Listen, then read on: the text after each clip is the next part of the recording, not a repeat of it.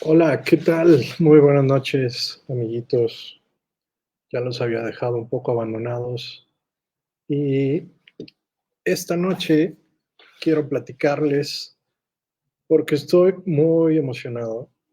Tuvimos una sesión el día de hoy con el grupo de Open Science de NASA. ¿Qué quiere decir Open Science o ciencia abierta? Que esto está interesantísimo. Lo pensé mucho y lo voy a compactar en estas tres cosas que están viendo ustedes ahorita en pantalla. Es un tema relativamente complejo, computacionalmente complejo. Yo soy informático de formación y estudié ingeniería en tecnologías de información y voy a tratar de explicar en máximo media hora de qué se trató toda la sesión del día de hoy, que es bastante compleja. Bueno, básicamente quiero que entendamos eh, la ciencia abierta a través de estos tres conceptos. En inglés sería sign, being and thing, es decir, signos, seres y cosas. ¿Sí? Y obviamente con los grupos con los que voy a trabajar, pues son grupos interdisciplinarios. En California voy a dar una conferencia sobre la aplicación de la inteligencia artificial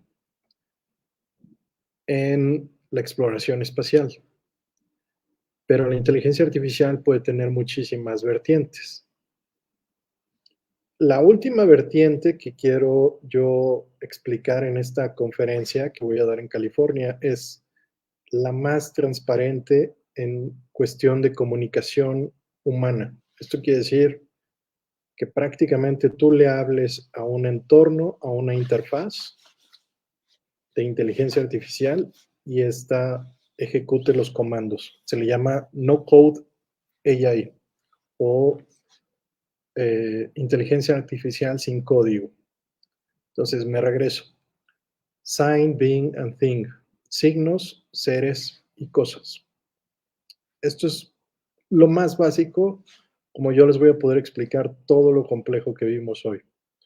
Entonces, esta fue la presentación que tuvimos del workshop, en donde realizamos un entrenamiento de algo que se llama Machine Learning, que es un área de inteligencia artificial o aprendizaje máquina, y los modelos que se van a utilizar para los repositorios de datos de ciencia abierta, Open Science Data Repository, y específicamente para biología espacial. Está padrísimo. Me regreso para los que están entrando.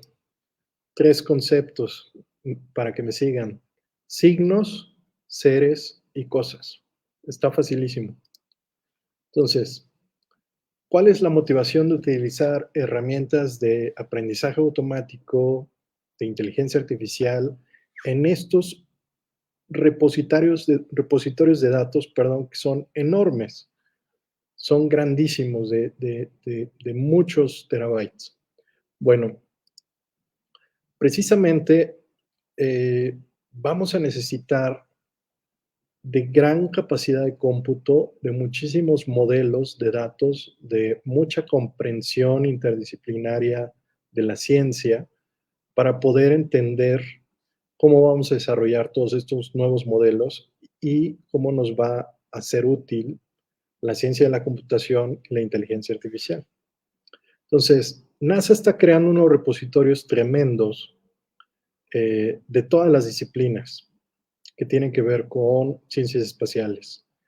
De las que le quiero hablar ahorita específicamente es de repositorios de datos biológicos. Y fíjense bien, aquí va a haber un cambio de paradigma. Y realmente es un cambio de paradigma en cómo vamos a hacer ciencia en el futuro. La Biología molecular tradicional estudia poquitos genes, poquitas proteínas al mismo tiempo, ¿no? Porque es muy complejo, es prácticamente, pues, mucha bioquímica, ¿no? Es comprensión de la genética, es comprensión de la interacción de las moléculas. Obviamente, esta interacción es a nivel molecular, pero imagínense que pudiéramos computar todo al mismo tiempo. Ustedes saben que estamos hechos de DNA, ¿no? El DNA es el código genético.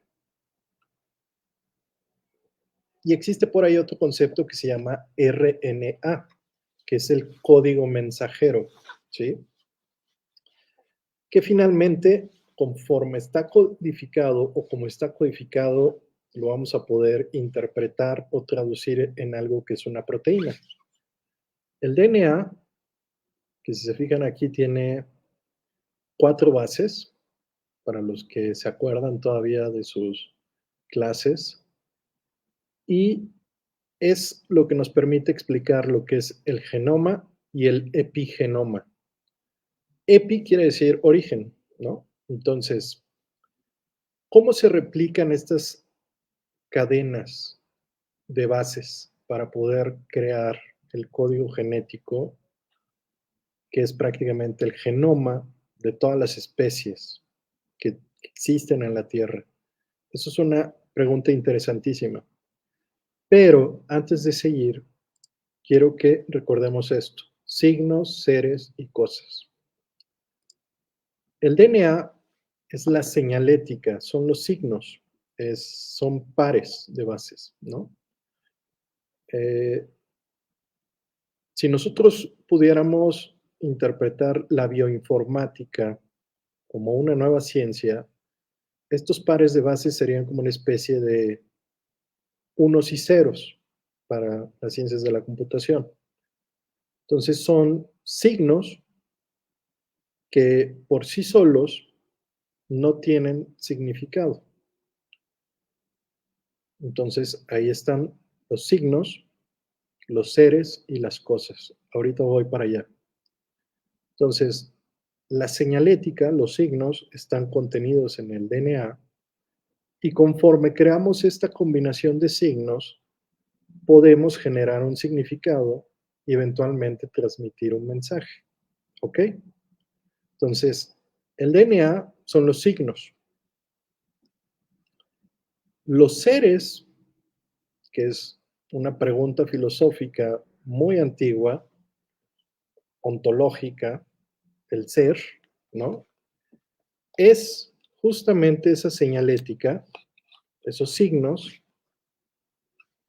que crean ya un significado, un mensaje. Entonces, en el RNA, que es el código mensajero, va escrito lo que se le llama transcriptoma y epitranscriptoma. Epi, acuérdense, quiere decir origen.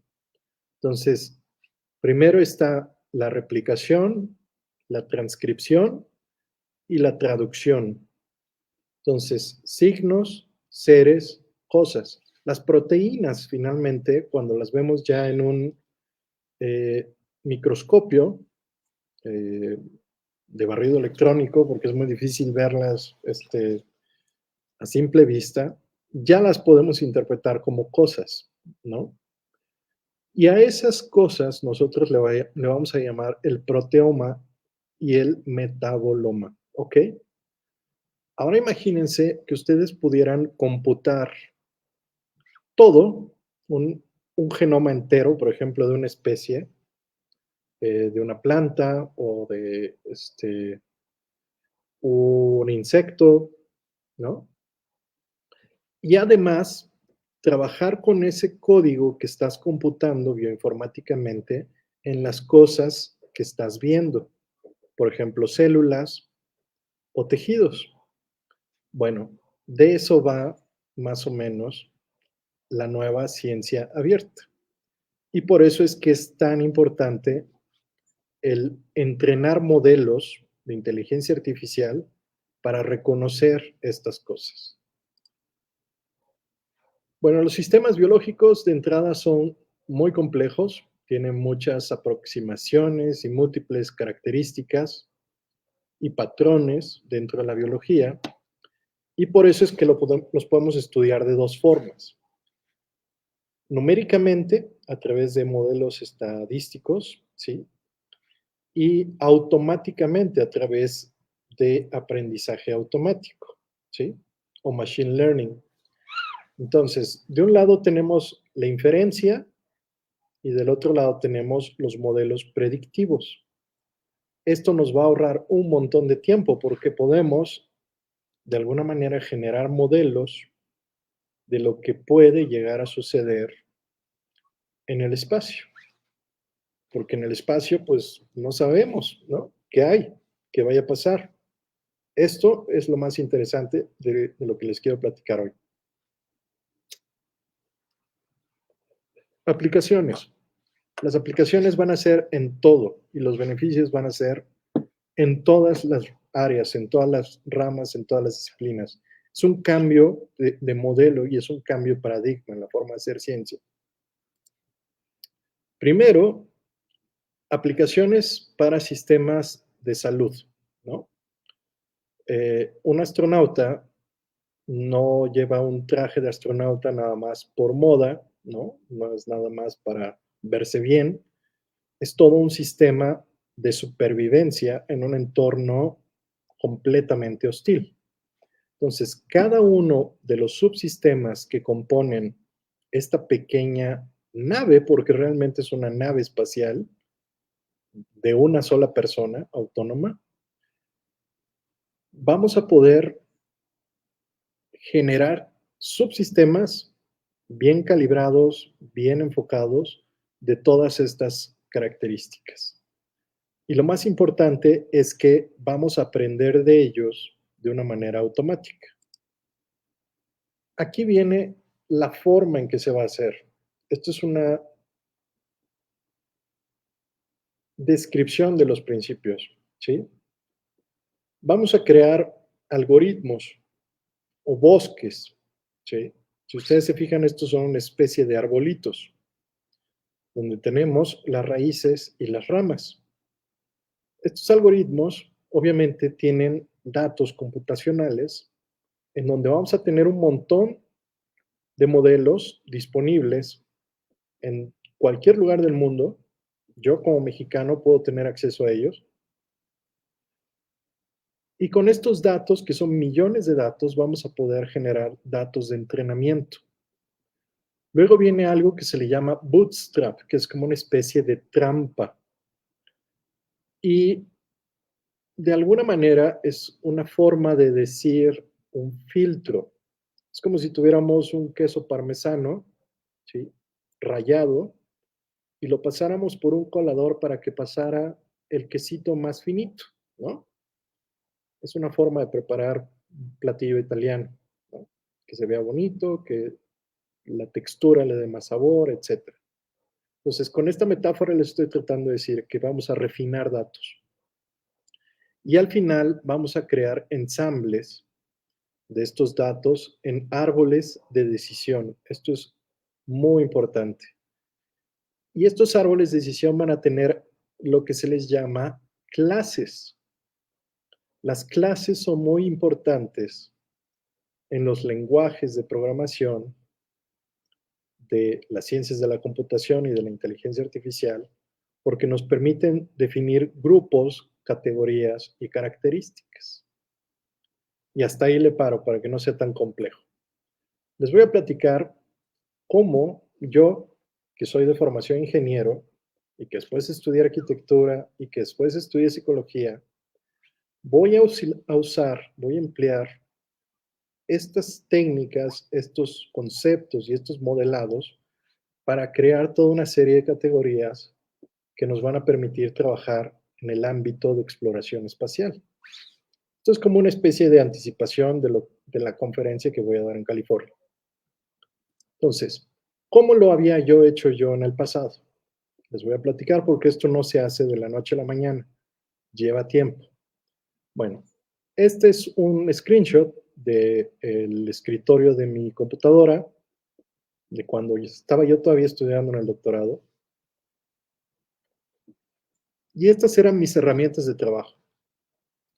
Tengo aquí algo que se llama GitHub, que es mi repositorio de datos, que ahora va a ser en realidad el repositorio de datos de NASA, lo cual es fenomenal, es increíble el tener acceso a esta calidad y cantidad de datos y una ventanita de línea de comando para comunicarme con esos datos, preguntarle, oye, base de datos, quiero que me entregues nada más los datos de Omics. Ahorita les voy a explicar qué es Omics, ¿no? O los datos de algunas bases de datos que no sean Omics, ¿no? Que tienen que ver con genómica. Esas otras bases de datos pueden tener que ver con fisiología, morfología, etcétera. Luego voy a tener herramientas open source, porque esto es ciencia abierta, que me van a permitir computar estos datos de una manera estadística. Acuérdense que les dije que hay dos escenarios. Uno es analizar los datos de manera estadística y otro con herramientas computacionales automáticas, predictivas, como el aprendizaje automático, el machine learning. Y luego tengo aquí otra herramientita que se llama Protege. Esta es una herramienta de web semántico. Esto nos permite crear categorías y clases que yo puedo poner en repositorios computables. Esto quiere decir que no nada más voy a poder extraer datos que significan cosas, sino que voy a poder extraer las características esenciales de esas cosas, las descripciones de esos mensajes. ¿Ok? A eso se le llama ontología, el ser. ¿Sí? Y el ser conforma a las cosas. Tenemos signos, seres y cosas. Pura filosofía. Ahora, les voy a enseñar cómo lo hacía yo en el doctorado. En el doctorado yo trabajaba con categorías más grandes, sociales, sociológicas, pero como son de más fácil digestión para esto que les quiero platicar, es por eso que se los quiero poner de ejemplo, porque no es tan fácil que ustedes o cualquier persona de a pie pues sepa de genética, ¿verdad? O de bases de datos de seres biológicos. Pero estoy seguro que con este ejemplo que les voy a dar, les va a quedar más que claro esa traducción de cómo vamos a trabajar con los signos, los seres y las cosas. ¿Ok? Esta es la herramienta que yo utilizaba, la que les comentaba que se llama Protege, donde yo primero en mi iPad creaba toda una serie de categorías y clases. Creaba estos arbolitos de decisión que se están viendo aquí. Y una vez que los creaba, los superponía en capas, ¿sí? De tal manera que pudiera yo ver ese árbol de arriba hacia abajo, extendiendo sus ramas, sus raíces, perdón. ¿Ok? Bueno, espero que esto sea una buena ayuda visual. Ya una vez que tengo creadas todas esas clases y esas categorías, que yo lo hice para categorías psicológicas, paso a las herramientas estadísticas o computables, ¿sí?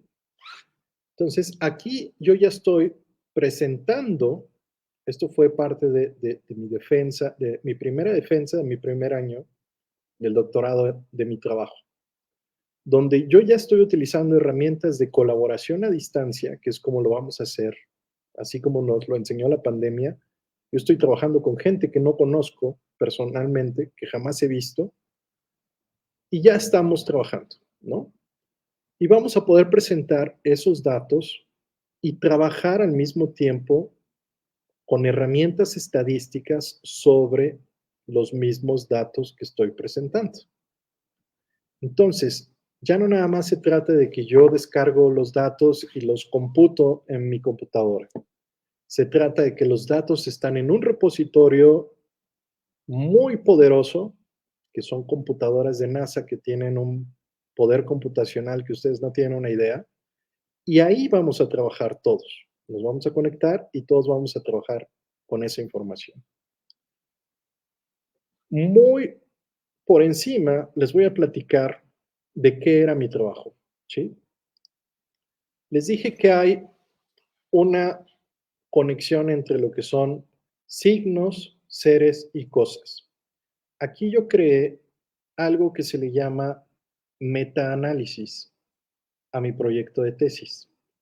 Creé una supercategoría que yo le llamo cosa, que es la cosa social, el hecho social que yo quería interpretar, y de ahí todas las herramientas o clases que yo quería ir describiendo que me permitían interpretar esa cosa social. Entonces, superclases, ahorita no tengo ninguna porque no he creado ninguna superclase. Esta es, digamos, la estructura básica que me va a permitir crear esas superclases. Y como subclases, yo tengo todas las herramientas que necesito para poder interpretar una cosa. En las bases de datos biológicos, esa cosa son proteínas, ¿sí? Y obviamente el ser es el código mensajero y el signo es el ADN. Aquí, por ejemplo, cada cosa que yo quería explicar tenía que tener alguna referencia bibliográfica. Alguien tuvo que haber registrado algo en el pasado. Y si alguien habló, por ejemplo, no lo sé, de cualquier tema al que a ustedes se les ocurra, como, no sé, lo que ustedes vean en las noticias todos los días, votaciones o desastres, etcétera. Si alguien publicó algo que es una opinión que ya está expresada, ¿sí? Y registrada, por eso también di clases de opinión pública, tiene que haber una referencia, un autor, un año, un título, un volumen, si es especializado, un journal, ¿sí? Si no es especializado, no, pero tiene que haber un, una emisión física que nosotros le llamamos issue, ¿no? Que es, por ejemplo, el tomo, digámoslo así. Tiene que haber una página, tuvo que haber habido un editor, un título, un número de páginas, una locación, quién lo publicó, si es una referencia específica de un evento especializado como un congreso, en dónde sucedió, ¿sí? Si es un manuscrito, pues describir si es un manuscrito, si es un documento de una web universitaria o de un departamento universitario, lo mismo, las palabras clave, si es un reporte universitario, lo mismo, un abstract, un autor y diferentes instituciones. Entonces, desde aquí, la cosa es el nodo y voy creciendo el arbolito hacia abajo en la descripción de qué es la ciencia que se está creando para describirlo. Entonces, tengo también, por ejemplo, el tipo de escrito o tipo de paper, si fuese el caso, ¿no? Es un paper empírico, es teórico, o sea, está fundamentado en experimentos, o es, por ejemplo, un ensayo filosófico, o es más bien un review temático, ¿no? ¿Y cuál es su bibliografía específica? Entonces voy describiendo todas las clases y características que me van a poder hacer entender exactamente qué es esta cosa desde diferentes categorías o clases. Lo que veíamos acá, signos, seres y cosas. Yo estoy hablando aquí de la cosa, ¿ok? O en esta diapositiva que les estoy presentando, el ensamble, ¿sí? De los grados de datos y del modelo de decisión. Ok. Puedo incluso pensar con referente a la teoría que estoy construyendo o metateoría de lo que estoy construyendo, si esta descripción de la cosa es general o es focal y específica, ¿sí? O incluso es un eslabón de una metateoría más grande, ¿no? Al mismo tiempo, puedo describir si esto está referido a constructos y a conceptos de una manera abstracta. Les pongo un ejemplo. Yo les dije, vamos a hacer una descripción de algo que ustedes escucharon en las noticias. Votaciones, eh, desastres, todas esas son cosas y hechos sociales. Pero si yo les digo, por ejemplo, tasa de interés, eso es un concepto económico. No existe, jamás voy a ver una tasa de interés caminando.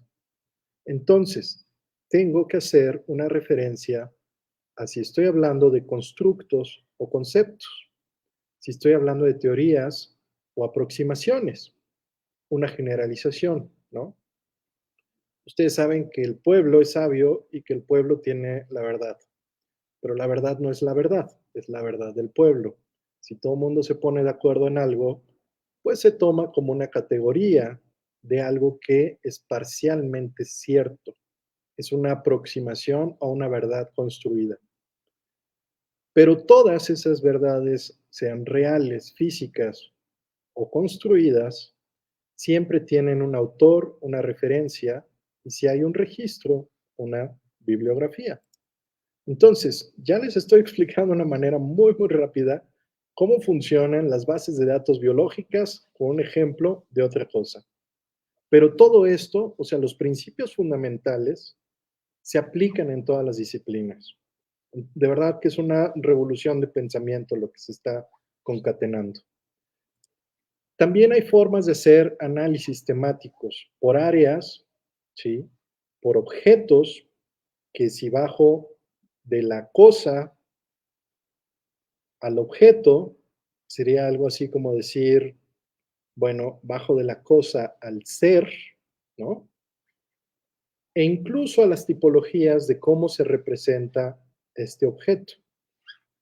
El ARN mensajero solamente tiene una, que es biológica, entonces, salvo que construyamos sintéticamente ARN mensajero, podemos decir que su orden es natural y que su tipología es solamente una. No hay una construcción social de eso.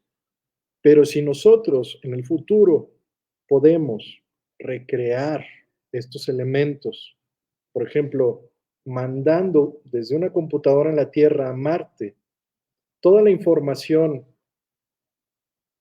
de una manzana o toda la información de una papa y allá un astronauta la puede imprimir, estamos hablando en teoría de un concepto de ciencia ficción que se le llama teletransportación, ¿sí?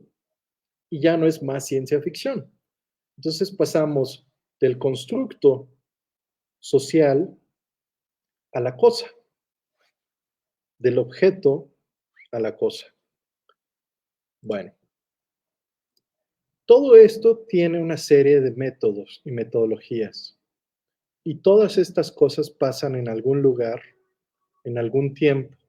Hay una geografía, hay un año, hay un diseño y un modelo de investigación, hay un diseño y un modelo geográfico, ¿sí? Donde se está ubicando toda esa investigación y hay una naturaleza intrínseca de esa investigación. Yo no puedo decir que las orquídeas en México, que a lo mejor son híbridos, sean exactamente iguales a las que se cultivan en Tailandia, ¿no? A lo mejor morfológicamente sí, pero en cuanto a sus orígenes y cómo han sido creadas, cultivadas de alguna manera también construidas en cuanto a su significado, que es puro código, pues hay una naturaleza intrínseca dentro de esa investigación, ¿no? Todo eso es la cosa. También tenemos que saber hablar, si vamos a hablar de análisis estadístico, de poblaciones, que es el número de sujetos o el número de objetos dentro de la cosa. Como este es un modelo de investigación psicosocial, pues yo tengo que hablar de sujetos, pero esta misma construcción de categorías, yo solamente le puedo cambiar número de objetos a número de sujetos y tener el mismo árbol de decisión. Y también puedo tener las características de esos sujetos, incluso si pertenecen a grupos o a instituciones. Y bueno, así es como voy construyendo todas estas clases y voy teniendo marcos referenciales o límites que me permiten traducir un entorno de investigación y una investigación a alguien que quiera hacer la misma investigación o esté trabajando sobre el mismo tipo de investigación con los mismos referentes. Gracias a esta construcción de ontologías es que nosotros sabemos de qué estamos hablando cuando estamos hablando de algo. Es decir, si todos nos conectamos a bases de datos de NASA, todos sabemos interpretar cómo están referenciados y construidos todos esos datos. ¿Ok? Entonces, por ejemplo, yo puedo hablar de población, edad de los sujetos, sexo de los sujetos, estatus social de los sujetos, educación, incluso otras variables que yo puedo ir insertando y construyendo. Aquí hay algo muy interesante. Cuando se habla de sexo de sujetos, la máquina no entiende de constructos que son ajenos a los sistemas computacionales, como el lenguaje inclusivo, ¿verdad? O sea, tengo que saberle explicar a la máquina de una forma muy sencilla cuáles son esos géneros, ¿sí? Es el sexo del sujeto. Entonces yo puedo decir, bueno, biológicamente hablando, tengo masculino, femenino y morfológicamente hablando, pero si me quiero meter de la cosa al ser, pongo simple y sencillamente ambos, ¿sí? Y ya tengo una tercera variable. No tengo que poner 27 géneros. Simple y sencillamente tengo una tercera categoría que puede incluir todas las otras opciones. Ok. El estatus social, obviamente, para la economía es fundamental, ¿sí? Y el estatus social es uno de los constructos que nos va a permitir elaborar otro tipo de acciones y de políticas en el futuro. Todavía no existen sociedades en Marte, todavía no existen sociedades en la Luna, pero sí va a existir una forma de establecer diferencias, ¿ok? Entonces, podemos ver incluso no solamente las características de los sujetos de esas poblaciones, sino en general sus números. Y una vez que tenemos esos números, podemos considerar lo que se les llama unidades de análisis. Si yo mando un astronauta a la Luna, estoy hablando de una clase individual. Si yo mando 2 astronautas, ya estoy hablando de un grupo, ¿sí? Si mando un grupo de astronautas de diferentes orígenes, de diferentes razas, de diferentes etnias, como va a ser, por ejemplo, Artemis 2, donde se va a mandar la primera mujer y el primer hombre de color a la Luna, ya podemos hablar de cultura, ¿ok? Hay toda una serie de intercambios. Esto quiere decir que El intercambio y la diferencia son fundamentales. Traducido en una fórmula, exchange equals to difference. El intercambio equivale a la diferencia. Eso nos permite crear culturas. Ahora me paso a la parte matemática. ¿Cómo vamos a generar instrumentos para la colección de datos y que todos tengan el mismo formato para que yo mexicano, tú boliviano, el norteamericano, entendamos la misma cosa?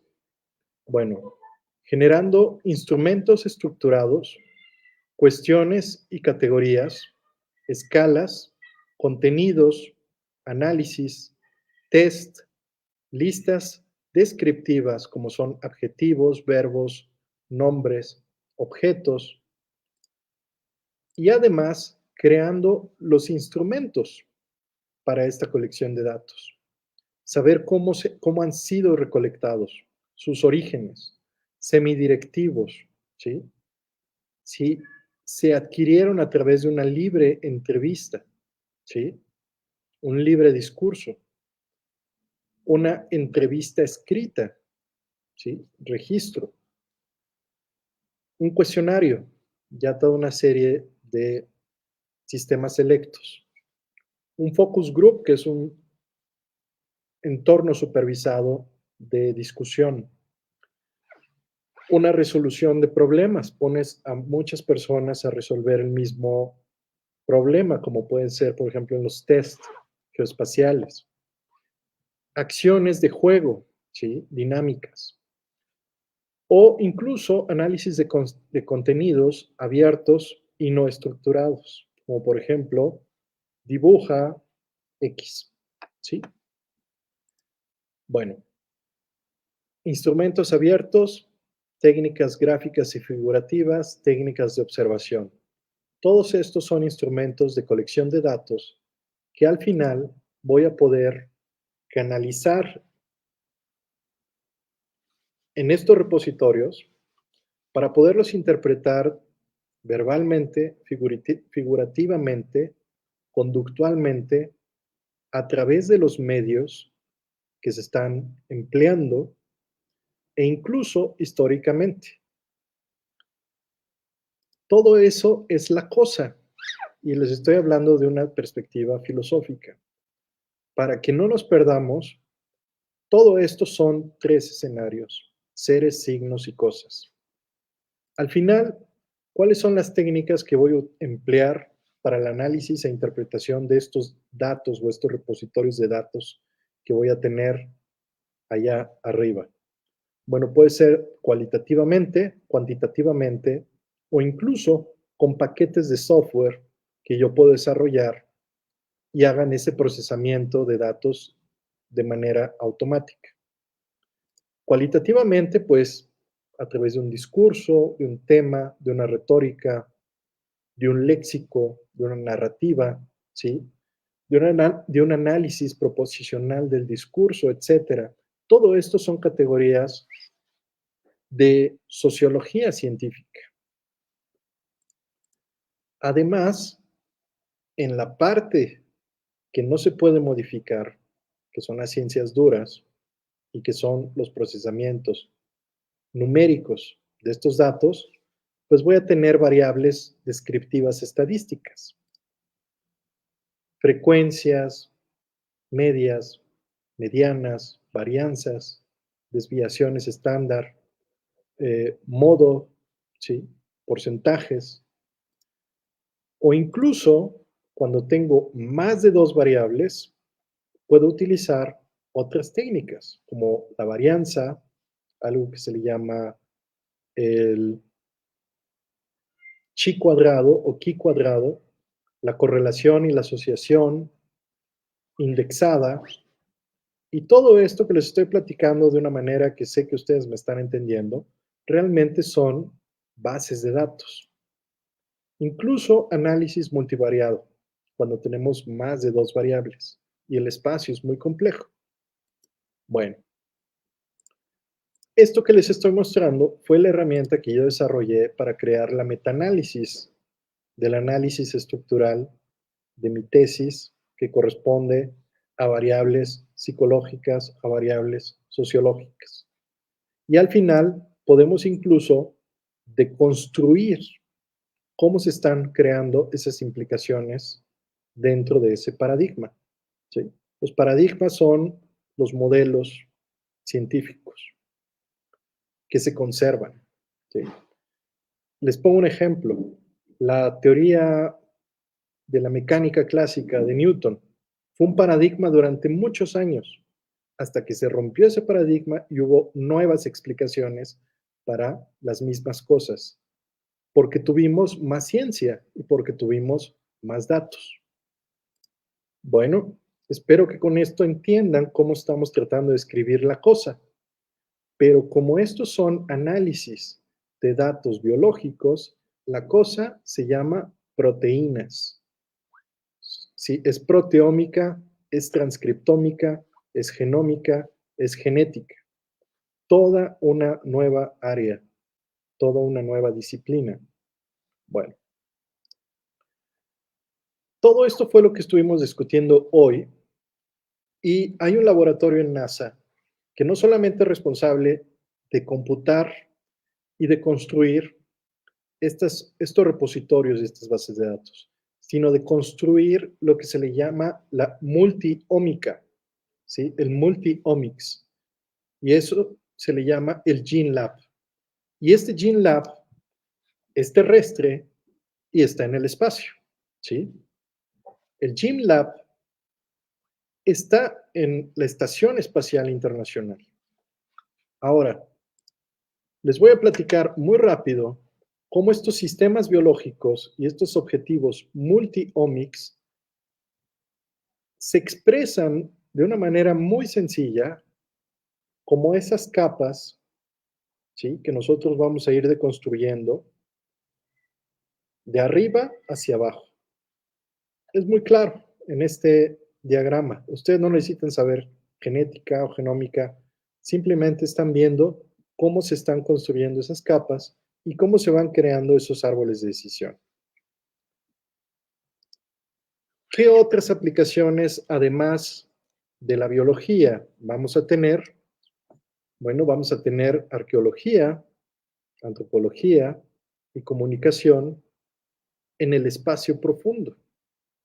No solamente vamos a crear herramientas para lo que se llama Deep Space Biology, sino vamos a tener Deep Space Archaeology, Deep Space Anthropology, Deep Space Interstellar Communication. ¿Por qué? Porque ya tenemos robots y naves que han salido fuera del sistema solar. Es decir, hay constructos, hay conceptos, hay artefactos creados por el ser humano que ya no se encuentran en nuestro sistema solar. Nuestra cultura ya trascendió los límites del sistema solar. Esto es algo que solamente mi generación está viviendo. Bueno, y las que siguen. Pero a nuestra generación le está tocando interpretarlo, investigarlo, deconstruirlo.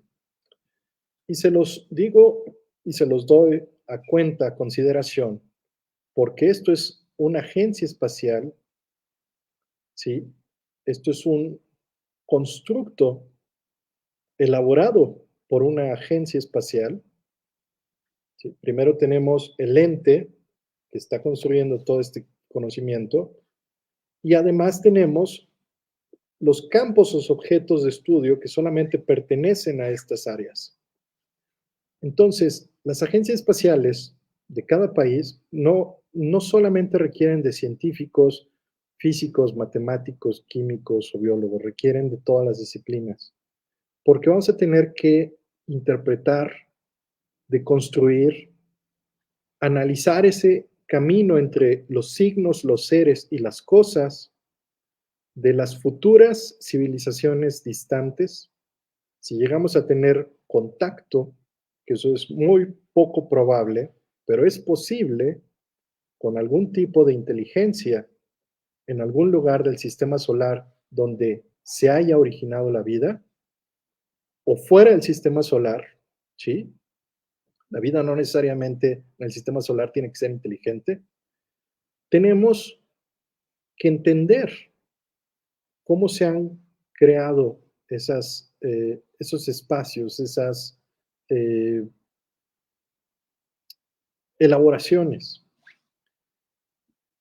Ya nada más para terminar, les voy a decir cuál es la parte de beneficio de todo esto para la gente que está aquí en la Tierra, porque todo el mundo piensa que lo que se hace en el espacio eh, es menos importante que lo que está pasando en la Tierra. Bueno, estamos hablando que la economía en la Tierra tiene que ver con las cosas que hay en la Tierra, ¿sí? Los staples, los goods and services, ¿sí? Que son las cosas físicas y las cosas abstractas. Este libro hace toda una descripción de cómo construir esos modelos computacionales para entender los signos, los seres y las cosas. Los signos es la computación, los seres es la cognición y las cosas es lo que va a crear toda esta nueva economía de información que vamos a poder utilizar en estos entornos. Y con esto yo le paro, solamente les digo que se vienen realmente tiempos muy interesantes. Vamos a trabajar con disciplinas que son realmente inter, trans, multidisciplinarias. La metasemiótica, por ejemplo. La metasemiótica es comunicación, pero con algo que desconocemos. Es una semiótica del futuro. Es una semiótica con algo esperado, no con algo descubierto o construido. Y obviamente vamos a tener que aprender a leer diferentes códigos, a interpretar diferentes medios y a entregar diferentes tipos de mensajes. Entonces, cierro y les digo que el Open Science es esto: 3 escenarios, signos, seres y cosas. Espero que haya sido lo más fácil, transparente y sencillo posible para que ustedes, eh, pues bueno, no quiero decir que le entiendan, porque estoy seguro que les van a entender, sino para que ustedes sepan que me di a entender. ¿Ok? Con esto finalizo la transmisión y espero que sea útil en el futuro. Cuídense mucho.